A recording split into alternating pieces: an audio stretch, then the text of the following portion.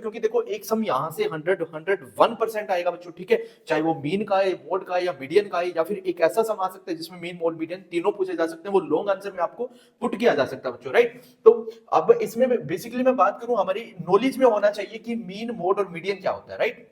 Firstly जब आपको ये चीजें इन्फॉर्म होती हैं तो आप क्या ना इजीली चीजों को समझ पाते हैं बच्चों। अब बहुत सारे बच्चों को क्या ना फॉर्मूले रटा दिए जाते हैं, उनको पता होता नहीं मीन क्या होता है, मोड क्या होता है, ठीक है, मीडियन क्या होता है बच्चों।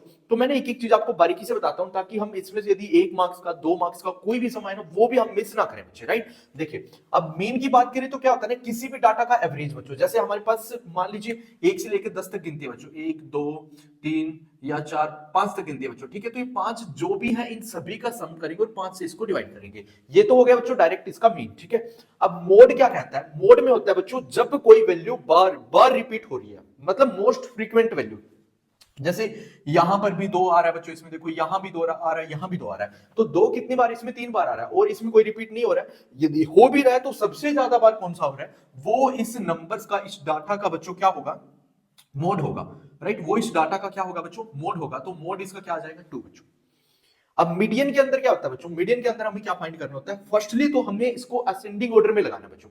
असेंडिंग ऑर्डर मींस यहां पे हम बढ़ते क्रम में लगाएंगे। फर्स्टली 1 होगा बच्चों हमारा, फिर 2 आएगा, फिर 3 आएगा, 4 आएगा बच्चों, 5 6 7 और 8 और 9, 9 तक की गिनती है बच्चों ये, ठीक है। पर आगे पीछे इसको हमें फर्स्टली क्या करना है, अरेंज करना है। अब इसका जो है ना एग्जैक्ट बीच में जो आएगा, 1 2 3 4 5 6 7 8 9, 4 उधर है बच्चों, 4 उधर है, बीच में एग्जैक्ट 5 आ रहा है, तो ये इसका मीडियन हो जाएगा बच्चों, ठीक है। ये हमारी नॉलेज में होना चाहिए कि मीडियन कहां पर आता है हमारे डाटा के अंदर, मोड कहां पर होता है हमारा, और किसी भी डाटा का मीन कहां पर होता है, राइट। अब मीन की बात करें तो मीन के अंदर हमें ना 3 मेथड बोले गए बच्चों, direct mean method, assumed mean method, step deviation method.